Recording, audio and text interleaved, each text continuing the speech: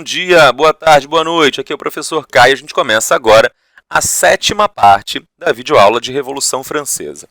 Na aula passada a gente falava e comentava no finalzinho, né, sobre algumas mudanças importantes que os jacobinos vão tentar implantar para produzir esse novo ser humano, esse ser humano mais racional, cidadão, dotado de direitos e deveres, que entende o seu papel perante a sociedade, que participa dessa sociedade, uma tentativa aí de criar um governo mais inclusivo, mas que acaba passando por um momento de extrema violência contra os seus opositores, de perseguição política e tudo mais.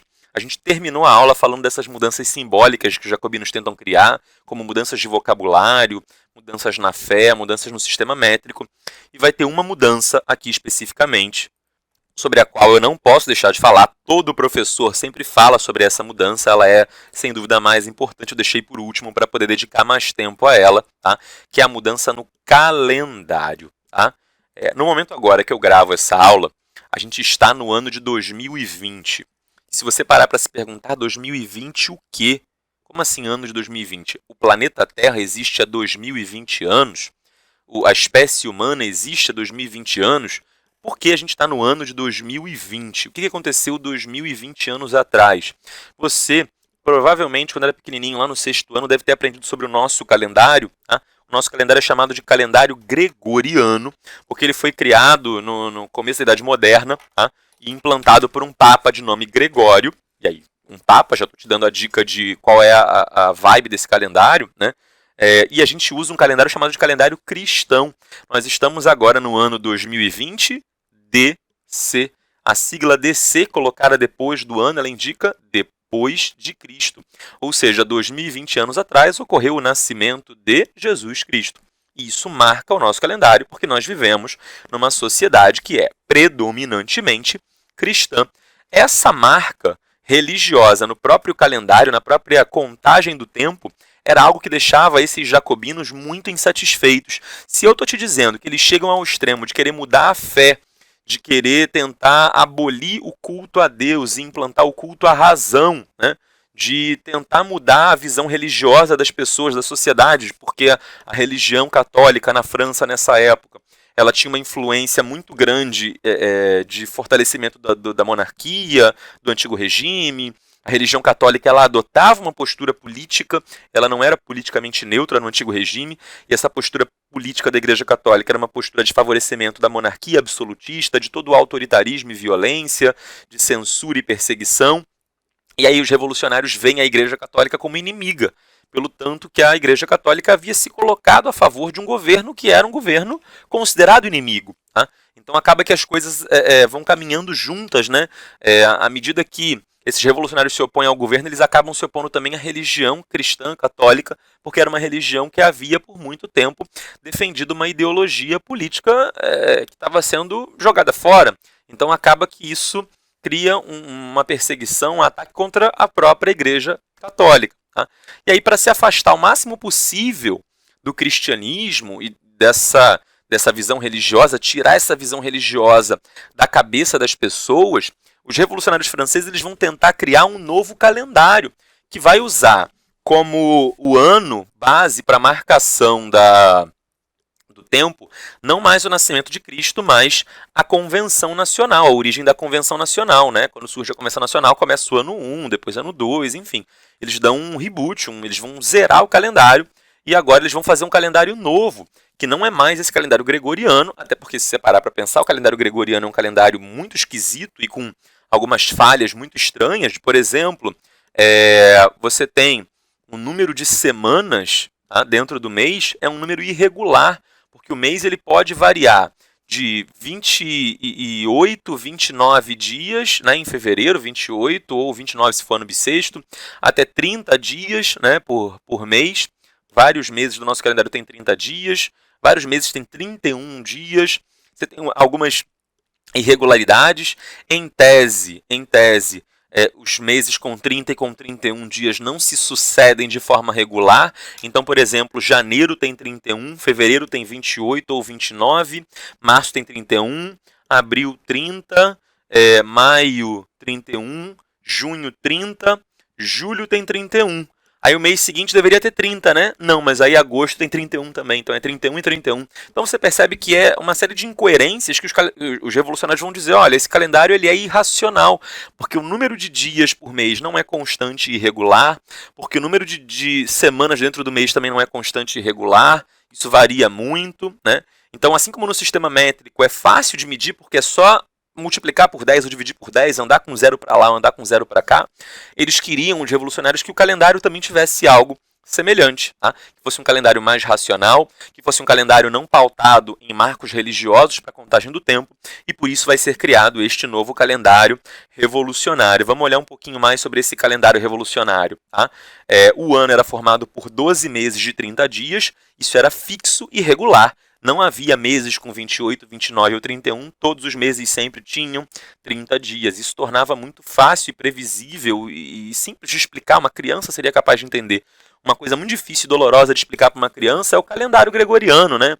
Por que alguns meses tem 30, tem 31, 28, 29? Por que a semana tem 7 dias? E aí, enfim, são múltiplas relações aqui que se cruzam e é muito difícil de explicar para uma criança o calendário gregoriano. O calendário revolucionário francês era um calendário extremamente racional e regular. 12 meses de 30 dias, ponto final, acabou. Se você for bom de matemática, no entanto, você vai fazer as contas e vai saber que 12 multiplicado por 30 dá 360 dias. Tá? Faltavam 5 dias, tá, dentro desse calendário, porque a gente sabe que o calendário gregoriano é baseado no ano solar, né, no movimento de translação do Sol, e o movimento de translação do Sol dura aí aproximadamente 365 dias. Tá? Na verdade, o movimento de translação do Sol ele dura 365 dias e 6 horas, e aí, na verdade não é 6 horas, tá? Vamos ser sinceros aqui, ninguém está ouvindo a gente agora. Baixa um pouquinho o volume para só você me ouvir. O nosso movimento de translação da Terra em torno do Sol ele dura 365 dias, 5 horas e 48 minutos mais ou menos, se não me falha a memória. Então a gente, quando arredonda para 6 horas, né, a gente está ignorando esses 12 minutos aí. Daqui a alguns séculos, talvez daqui a uns 1000, 2000, 3000 anos, esses 12 minutos que a gente está somando a mais, né? A cada 4 anos não são 12 minutos, a cada 4 anos são 48 minutos a mais, é quase uma hora. A cada 5 anos, na verdade, dá uma hora a mais.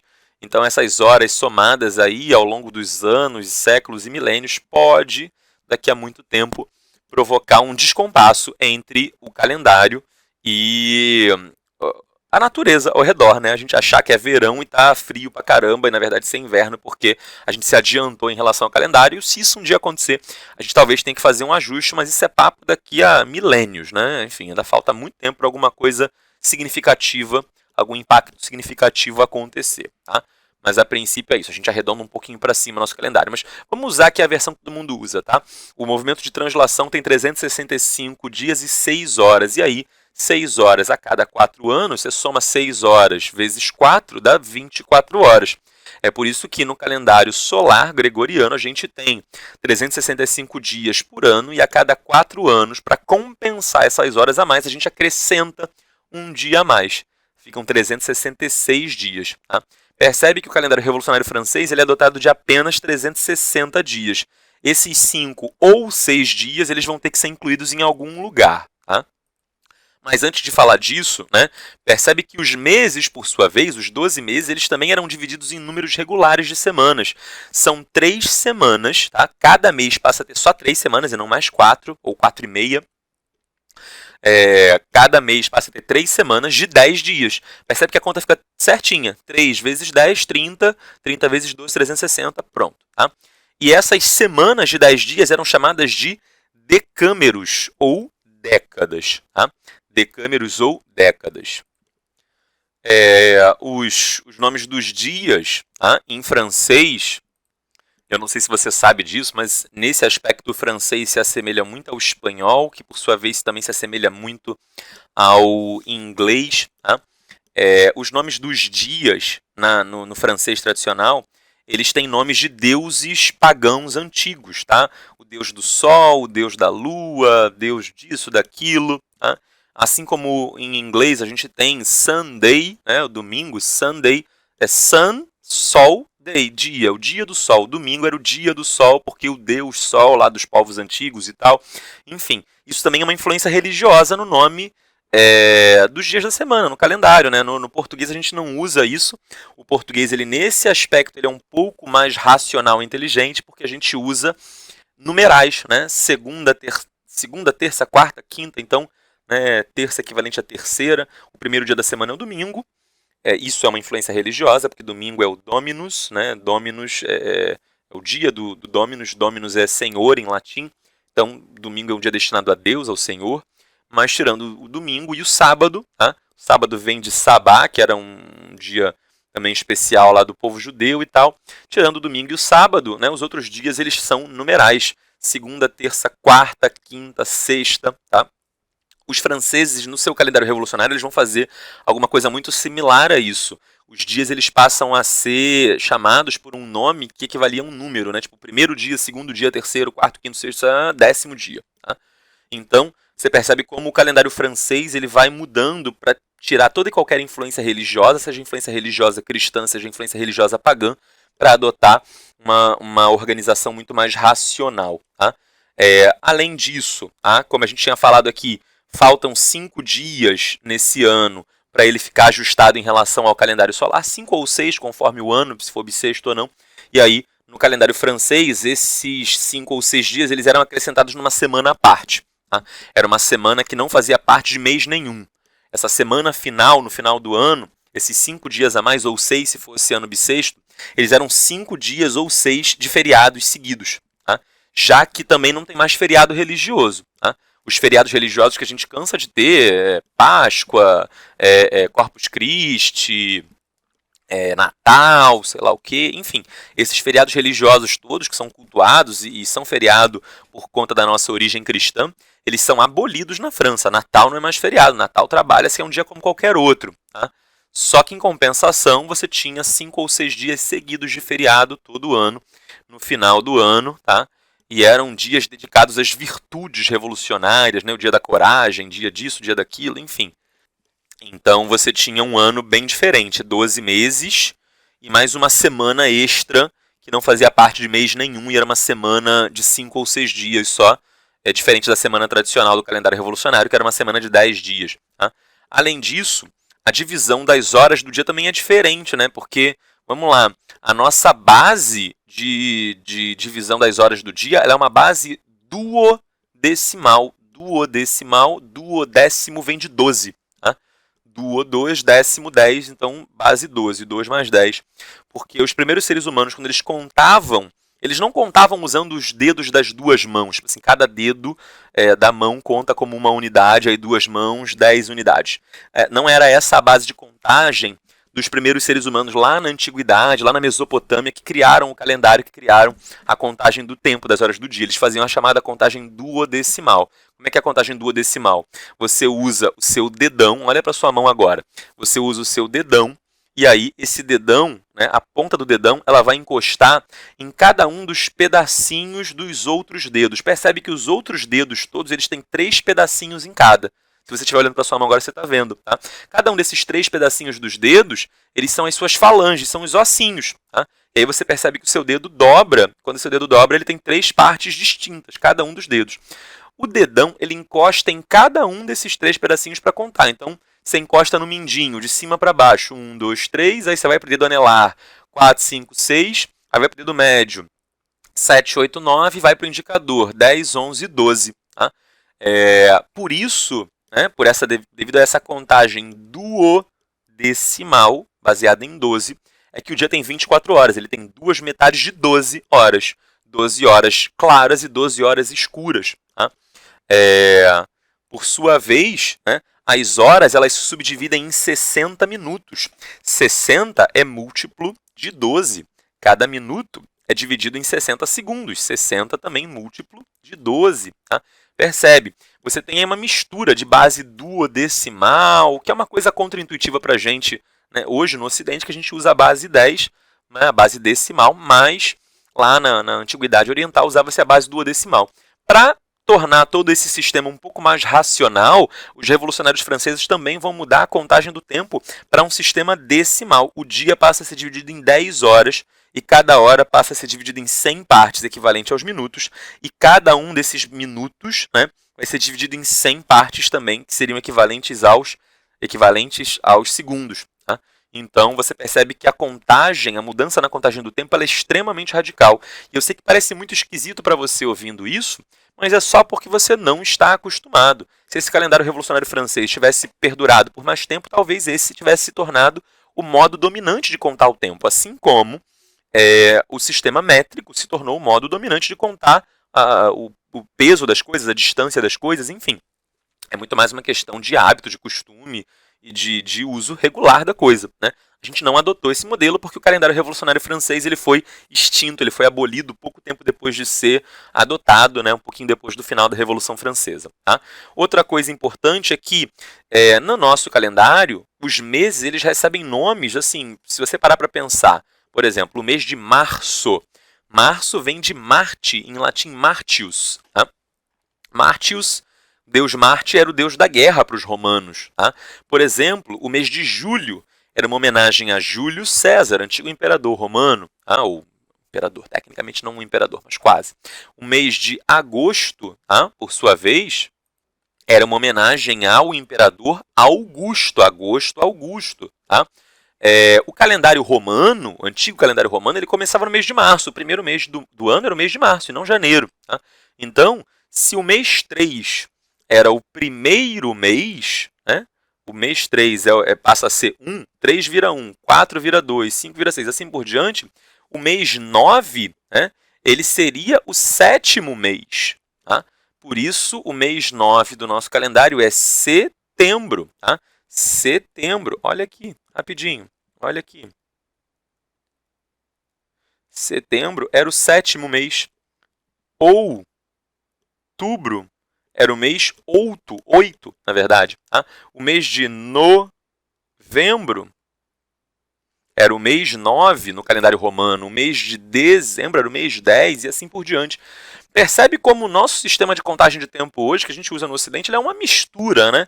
Os meses são irregulares, as semanas são irregulares, mistura-se sistema duodecimal, com nomes de meses que vêm de religiões pré-cristãs, com uma base de contagem que é cristã. O nosso calendário é tudo menos racional. Tá? Era isso que os revolucionários franceses estavam tentando mudar, né? Enfim, eles vão começar a estabelecer que, por exemplo, os meses do ano eles vão passar a ter outra nomenclatura. Tá? O ano começa numa data diferente, o ano começa em 22 de outubro, e o ano 1 vai ser o ano em que a República foi proclamada. Então, 22 de outubro foi o dia que a República foi proclamada, e o ano 1 é o ano em que a República foi proclamada. Quando um francês, usando esse calendário revolucionário, falava assim, a gente está no ano 2, 3, 4, 5, era 5 desde que a República foi proclamada. Né? Então, não seria mais DC, depois de Cristo, seria tipo DR, depois da República, né? Ou AR, antes da República. Seria algo do tipo. Tá?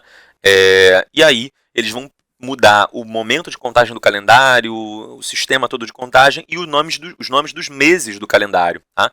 Por exemplo, o calendário ele vai deixar de ter um nome dos meses baseado em políticos antigos ou em deuses antigos, mas sim em eventos da natureza. Tá? Então, por exemplo, o mês em que acontecia a colheita da uva, tá? A colheita da uva é chamada de vindima. Tá? Esse mês ele passava a ser chamado de mês vindimiário. Tá? Aqui está vindemiário, certo? Seria vindimiário. Tá? O mês em que tinha muito nevoeiro, muita névoa. Outra forma de falar névoa, bruma. Era o mês de brumário. Tá? O mês das geadas. Geada em francês se fala frimat. Frimat era o mês de frimário. Tá? E aí você percebe, são 3 meses que terminam com ário. Tá? Aí depois tem um mês em que neva mais, que era o finalzinho do ano, ali a virada do ano, né? O que nós hoje consideramos a virada do ano, lá no hemisfério norte, de dezembro para janeiro, né? O auge do inverno, passagem ali do Natal, Ano Novo, né? E aí o mês da neve era o mês nivoso, depois vinha o mês de muitas chuvas, era o mês pluvioso, depois tinha muito vento, era ventoso, aí são 3 meses que terminam com oso. Aí depois vinha o momento em que as sementes germinavam, o momento do plantio. Tá? O momento que as sementes eram plantadas e germinavam era um germinal. Depois da semente ter sido plantada e germinar, vinham as flores, era o floreal. Tá? e depois vinha o praire. O praire era pradaria, a pastagem, era o campo. E aí vinha o prairial, au. Tá? Por último vinha o mês da colheita. Colheita em francês era messe. Depois vinha o mês do calor, do verão intenso. Calor em grego se fala termos. Por isso que a gente tem, por exemplo, usina termoelétrica, ou você usa para medir a sua temperatura um termômetro. Tá? Termos em grego significa calor. Tá? Depois vinha as frutas brotando, era o mês frutidor. Aí terminava com or. Tá? Na verdade, não com or, com dor. Né? Messidor, termidor, frutidor.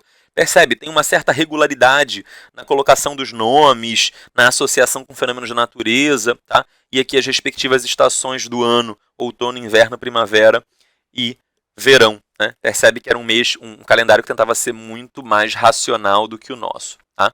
Te falei disso tudo porque daqui a pouco a gente vai falar um pouquinho sobre alguns episódios que vão ser chamados de o golpe do 18 de Brumário. De onde veio esse nome Brumário? Porque tinha um mês chamado Brumário. Então é importante que você saiba o nome aqui dos meses no calendário. Tá? Eu não estou falando isso só por mera curiosidade, não. Eu gastei 20 minutos até agora falando desse calendário porque os nomes dos episódios históricos que a gente vai ver mais pra frente, eles estão associados com esse calendário. Tá? Vai chegar um momento em que depois de tanta violência e à medida que a lei do máximo vai passando o tempo e a lei do máximo vai gerando uma crise econômica na França, é isso que eu espero que você tenha entendido, né? Que no primeiro momento a lei do máximo foi ótima, mas que com o passar do tempo a crise econômica vai se tornando cada vez mais grave, porque os comerciantes, os empresários vão deixando de produzir e fornecer, a fome vai batendo, a população vai ficando desesperada, isso vai fazer com que os jacobinos comecem a brigar entre si sobre como seria a melhor forma de resolver o problema, tá? A gente vai ter 3 grandes líderes revolucionários, o Robespierre é um deles, e além do Robespierre a gente vai ter 2 outros, o Marat e o Danton. Marat e Danton eram 2 jacobinos, amigos do Robespierre, só que eles propunham medidas diferentes do Robespierre.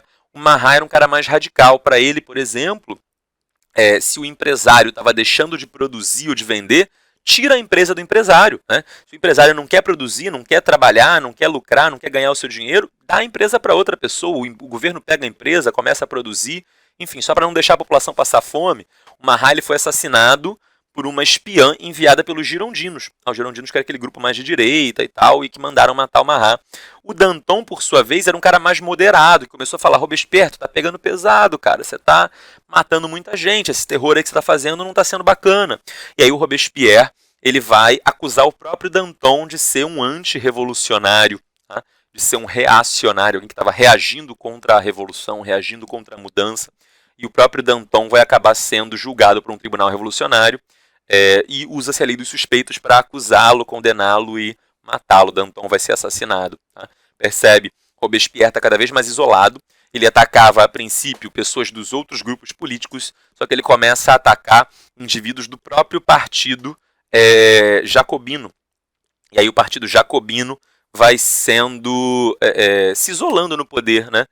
Em vez de ser um representante do povo, passa a ser um partido de autoritários que querem comandar o povo e que não estão sabendo muito bem como governar da melhor forma, e que em vez de ter a humildade de aceitar que erraram, eles jogam mais violência para tentar encobrir a violência e os erros passados. Então, a consequência é que a lei do máximo vai gerar uma baita crise econômica, os jacobinos eles vão ficar isolados no poder, ninguém mais vai gostar deles e querer dialogar com eles. O Robespierre, quanto mais percebe que o povo não gosta dele, mais se torna violento e autoritário, tá? Até que os girondinos vão se articular, vão conseguir fazer um golpe na convenção e convencer a convenção de que o Robespierre era tão violento, porque na verdade ele queria, com essa violência toda, deixar o povo com raiva da revolução. Tá? Que na verdade o Robespierre, que se dizia revolucionário e acusava todo mundo de ser contra a revolução, ele, Robespierre, na verdade, é que estava sendo contra a revolução. Porque o excesso de violência do Robespierre fazia o povo detestar a revolução. Então o Robespierre ele vai ser ele mesmo acusado de ser antirrevolucionário. Vai haver um golpe da convenção, liderada pelos girondinos contra ele. Robespierre vai ser preso, tá? Vai ser julgado por um tribunal revolucionário dos girondinos e vai ser condenado à morte. Tá? Vai ser chamado de tirano e vai ser guilhotinado. Tá?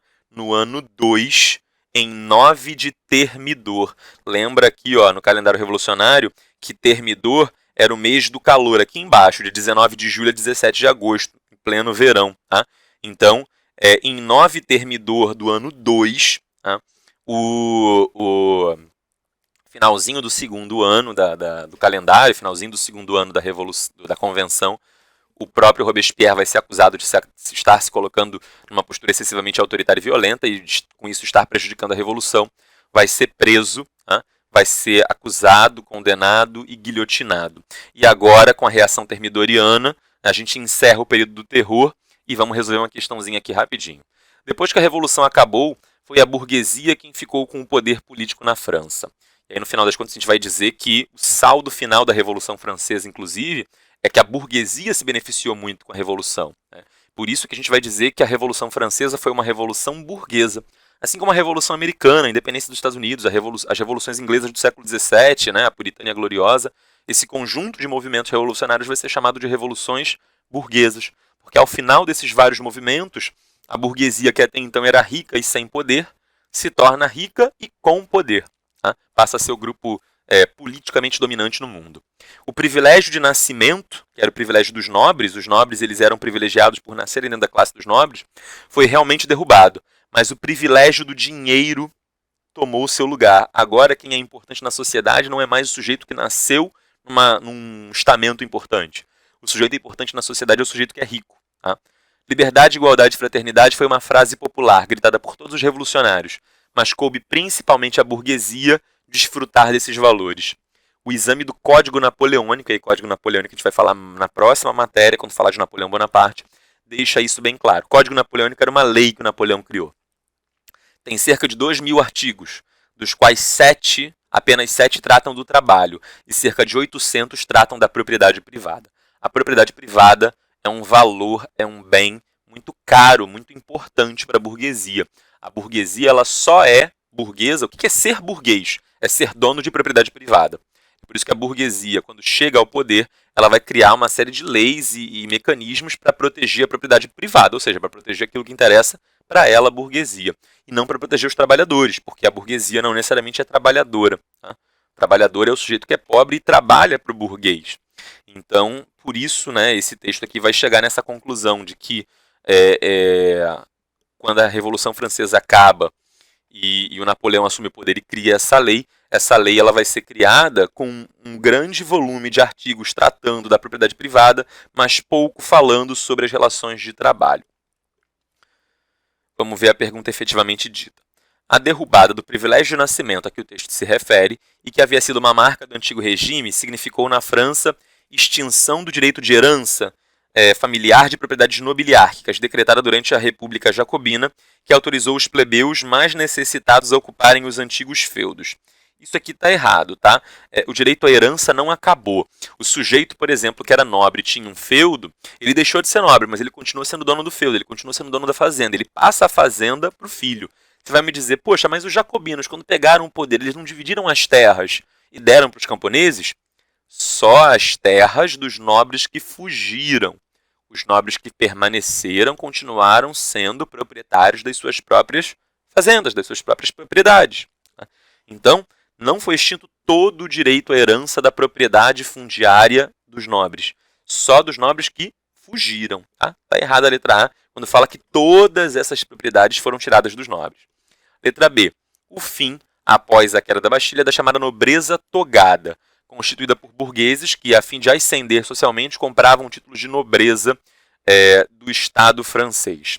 O fim da nobreza togada não foi após a queda da Bastilha, tá? Foi depois da criação da Constituição, da Declaração de Direitos do Homem e do Cidadão. Não é a queda da Bastilha quem provoca o fim dessa nobreza. Tá? Primeira coisa. Segunda coisa, não é só essa nobreza que termina, é toda a nobreza. Então, essa opção aqui ela é enganosa e restritiva. Letra C. Eliminação do alto clero, composto apenas por clérigos de origem nobre, seguida da ascensão do baixo clero, conforme determinado pela Convenção Nacional. Na verdade, isso também não vai acontecer. O alto clero ele continuou existindo, os bispos, os cardeais, os arcebispos, eles continuaram existindo. Não deixou de existir cardeal, arcebispo. Você não tirou o arcebispo do cargo e botou um pároco da paróquia da esquina para ser bispo. Isso não mudou. O que mudou, na verdade, é que agora esse clero ele é obrigado a jurar fidelidade ao governo, tá? Mas, em tese, não existe uma mudança do alto clero substituído pelo baixo clero. Letra D. Abolição de honrarias e direitos feudais, ainda que de maneira gradual e acompanhada de amortizações e indenizações pela Assembleia Nacional Constituinte no início do processo revolucionário francês. A Assembleia Nacional Constituinte, quando ela cria... Perdão, vou fazer aqui o sinal de certo. Pronto. Tá certa a letra D, porque quem vai abolir os cargos de nobreza, os títulos nobiliárquicos e tal, os direitos feudais aqui que ele se refere, são os impostos feudais, talha, banalidade, corvéia, mão morta e tal, isso vai ser abolido pela Constituição Francesa, pela Assembleia Constituinte, tá? Embora não tenha sido do dia para a noite, embora tenha sido acompanhado por indenizações. Isso aqui está tudo verdadeiro. A letra D é o gabarito, tá? Letra E. Ampliação do direito à participação política, antes restrito apenas à nobreza, a todos os cidadãos franceses após a incorporação do sufrágio universal à Constituição de 1791. Errado! A Constituição que cria o sufrágio universal masculino é a Constituição de 1793, é a Constituição criada pelos jacobinos. Essa primeira Constituição aqui ela foi criada seguindo os interesses dos girondinos, e aqui o voto era censitário, está errada a letra E também. Letra D é o único gabarito correto, vamos ver se é isso que a PUC colocou. É isso, esse é o gabarito mesmo. Tá? Depois da reação termidoriana, do golpe termidoriano, ou seja, depois que em 9 Thermidor, do ano 2, de 1794, o Robespierre é condenado e morto, tá? Vai se criar um novo governo na França, tá? Já não é mais o Comitê de Salvação Pública. O Comitê de Salvação Pública é substituído por um outro órgão do Poder Executivo. Continua existindo a Convenção, que é o Poder Legislativo. Continua sendo uma estrutura de parlamento, tá? Mas agora o novo Poder Executivo é chamado de Diretório, no qual você tem 5 diretores que têm o mesmo poder. Lá no Comitê de Salvação Pública era um gabinete de ministros com um ministro, que era o Robespierre, que mandava mais que os outros. Agora, com o diretório, você tem 5 diretores, por isso chama diretório, diretores. Esses 5 diretores têm poder igual um em relação ao outro. Você vê que eles são em número ímpar, são 5, porque eles tomavam a decisão por meio de voto interno. Tá? Devemos tomar tal medida? Sim ou não? Aí 3 levantavam a mão e 2 não, enfim. Era um número ímpar, 5, porque isso impedia a existência de empate. Tá? Poderiam ser 3 também, mas eles acharam que 5 era o número melhor para o poder ficar mais dividido e evitar um governo ditatorial, assim como aquele feito pelos jacobinos, pelo Robespierre. Tá? Além disso, é criada uma nova Constituição, e essa nova Constituição ela vai restaurar o voto censitário na França. Vamos voltar àquela situação anterior. Outra coisa importante, durante o governo jacobino, isso era uma das propostas dos jacobinos que a gente viu lá atrás, vai ser abolida a escravidão nas colônias. Isso era uma proposta que os jacobinos defendiam, a abolição da escravidão nas colônias. Agora, quando os girondinos, quando a burguesia volta ao poder, a burguesia ela restaura a escravidão nas colônias. Isso vai ter uma consequência nas colônias, que a gente vai ver numa matéria mais para frente. Mas é importante lembrar que, com os jacobinos, a escravidão nas colônias é abolida, e aqui, com os girondinos, volta a escravidão nas colônias. Tá? Esse governo do diretório era um governo burguês, ele era moderado, ele não era tão radical quanto o Robespierre e quanto os jacobinos. Ele não estava tão à esquerda quanto os jacobinos, mas ele também não era tão reacionário, ele não queria a volta do que existia antes lá na monarquia. Ele é um governo republicano, um governo a favor do capitalismo, da propriedade privada, defesa do lucro, tá? Defesa da burguesia, sem essa coisa de lei do máximo, vai abolir a lei do máximo, tá? Vai manter a princípio o sistema métrico, o calendário e tal, mas a lei do máximo era uma medida que considerava-se que violava o direito que os empresários tinham de determinar o valor das suas próprias mercadorias. Portanto, era uma violação da propriedade privada, e aí a lei do máximo vai ser depois abolida, enfim. Então a gente vai ter aqui o diretório, que é esse governo burguês que assume depois dos jacobinos. Tá? Além disso, o diretório ele vai restaurar as igrejas, aquela coisa de templo da razão, isso vai acabar. Tá? O catolicismo ele vai ser restaurado, esse regime burguês ele vai tentar fazer as pazes com a igreja católica. Tá? Além disso, a gente vai ter grupos populares, os grupos mais radicais de esquerda e os grupos mais de direita, reacionários monarquistas, insatisfeitos com o diretório, porque o diretório ele não ficava nem na esquerda radical, nem na direita radical. Tá? Era um governo assim mais de centro-direita, e isso causava uma enorme insatisfação, tanto nos grupos populares que eram mais radicais de esquerda, quanto nos grupos mais radicais e reacionários monarquistas. Tá? Então esses grupos populares e esses grupos monarquistas, eles dois vão tentar dar golpes de Estado. Primeiro os monarquistas e depois esses grupos populares. Tá? Dentre essa revolta de grupos populares que eu mencionei, vai ter uma que é muito importante, chamada de Conjura dos Iguais. Iguais porque, como sendo um grupo de esquerda, eles desejavam a igualdade social. E para eles, a igualdade social passava pela abolição da propriedade privada. Por que não existe, na visão dessa Conjura dos Iguais, igualdade social? Porque existe rico e pobre. Porque o rico é dono da fazenda e o pobre tem que trabalhar na fazenda do rico. Se os dois tiverem o mesmo direito de usar a terra, como o Rousseau propôs lá atrás, por exemplo, não tiver mais propriedade privada, mas sim propriedade coletiva, os dois vão ser socialmente iguais. Não vai ter um indivíduo rico e poderoso e um indivíduo pobre, miserável, um explorando o outro, os dois vão ser iguais. Então a ideia aqui da Conjura dos Iguais era uma tentativa de implantar um ideário de esquerda radical que seria muito parecido com uma ideologia que vai surgir no século seguinte, que é o socialismo. Tá? O socialismo vai no século XIX, isso aqui está acontecendo ainda no século XX, perdão, isso aqui está acontecendo ainda no século XVIII, no século seguinte, no século XIX, a gente vai ter uma ideologia nova chamada socialismo que vai surgir e que vai fortemente se inspirar nas ideias de Rousseau, nas ideias da Conjura dos Iguais. Tá? E o grande líder dessa Conjura dos Iguais foi um sujeito chamado Graco Babeuf.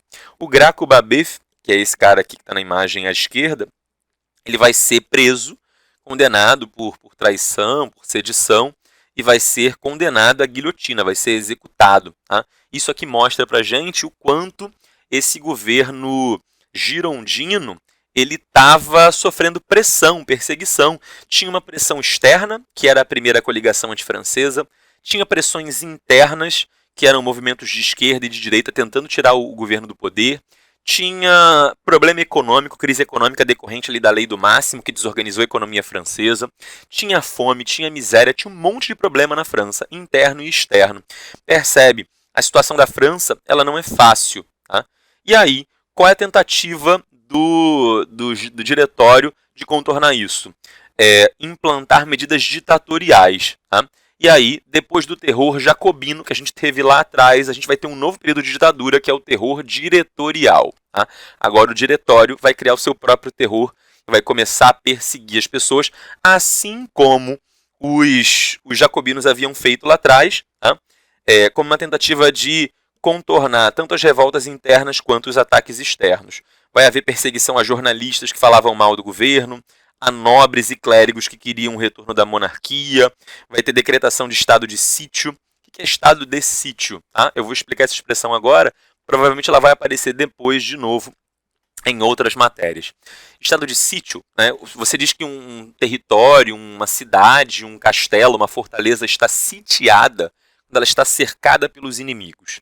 Quando um país está em estado de sítio, significa que esse país está cercado de inimigos por todos os lados. Tá? E aí, é necessário proteger esse país acima de todas as coisas, porque se essa proteção não for feita, o dano vai ser tão grande que a população vai ser morta, né, o país vai ser destruído. Então, visando esse bem maior, que é a proteção da sociedade, o que o estado de sítio permite é que o governo suspenda as garantias constantes da Constituição. Se a Constituição diz, por exemplo, que você só pode ser preso mediante julgamento, com presunção de inocência e tal, o que o estado de sítio vai falar é assim, olha, pode prender mesmo sem julgamento, pode prender mesmo sem provar a culpa do cara. Por quê? Porque provavelmente, sei lá, vamos supor que esse cara seja um espião inimigo. Se a gente deixar esse cara solto e livre, porque a gente está defendendo a presunção de inocência dele, se ele for mesmo um espião inimigo, ele vai aproveitar essa liberdade, né, não como um cidadão comum, mas sim para fornecer informações delicadas para os nossos inimigos. Então, se você está no momento que está cercado por inimigos, você está num estado de sítio, né, não dá para você garantir as liberdades e direitos de todo mundo, porque muitas pessoas podem usar esses direitos e liberdades o mal, né, para favorecer o inimigo. Tá? Então o estado de sítio é meio que uma desculpa que um governo usa, tá? Em momentos de necessidade, e aí o que você tem que ver é se realmente havia uma necessidade de decretar estado de sítio, ou se o governo está só usando uma desculpa falsa para ser mais autoritário, para ser mais ditatorial, mas você usa essa desculpa de uma grave questão de segurança nacional para suspender os direitos das pessoas e para dar um poder ditatorial para o governo. Tá? Nesse momento, nas Forças Armadas, no exército francês, um jovem general, tá, chamado Napoleão Bonaparte, ele vai se destacar fortemente. Esse general, Napoleão Bonaparte, ele vai ser usado, tá, pelo exército francês e pelo governo do Diretório, tanto para proteger a França em relação aos ataques externos, tá, em guerras contra outros países, quanto para combater essas revoltas internas que vinham acontecendo. Esse jovem general, e ele se tornou o general mais jovem da história do Ocidente. Tá? No Brasil nunca teve um general tão jovem quanto ele, na França nem antes nem depois, na Alemanha, na Inglaterra.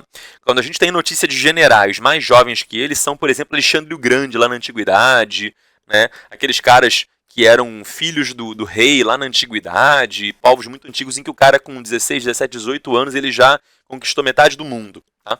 Agora, no mundo moderno, desde que a gente tem países com exércitos regulares e tal, essa constituição dos países que a gente tem desde o final da Idade Média, nunca teve um sujeito que se tornou general tão jovem quanto Napoleão Bonaparte. Ele tinha 20 e pouquinhos anos, 23, 25 anos, alguma coisa assim. Ele teve uma carreira militar meteórica, né? De 17, 18 anos, quando ele entrou nas Forças Armadas, até os 20 e pouquinhos. Ele foi de capitão a general, que são muitas patentes, que normalmente o cara vira general com 40, 50 anos. Ele virou com 20 e pouquinhos anos, 25, 23, 25 anos, alguma coisa assim. Então ele virou um general que se destacou muito rápido. E ele foi o cara que conseguiu proteger a França contra os seus inimigos externos e garantir a ordem interna. Tá? E graças às suas ações ele conquistou territórios importantes, com riquezas importantes. E essas riquezas foram usadas para ajudar a estabilizar, a equilibrar a economia francesa. A burguesia começa a olhar para esse jovem rapaz com verdadeira paixão, com verdadeira admiração. Tá? A tal ponto que essa burguesia fala assim, cara, quer saber? Eu, burguesia, tentei governar diretamente. Eu, burguesia, tentei tomar o poder por meio dos girondinos, tá? Os girondinos que eram burgueses. Eu tentei ocupar o poder antes do terror jacobino, mas teve a revolta da Vendéia. Depois eu tentei fazer, né, um outro governo girondino, que foi o Diretório, também não deu certo. Ataques externos, ataques internos. Percebe, tá? Em 10 anos de Revolução Francesa, de 1789 a 1799, a gente vai ter a Constituição de 1791, a Constituição de 1793, a Constituição de 1795.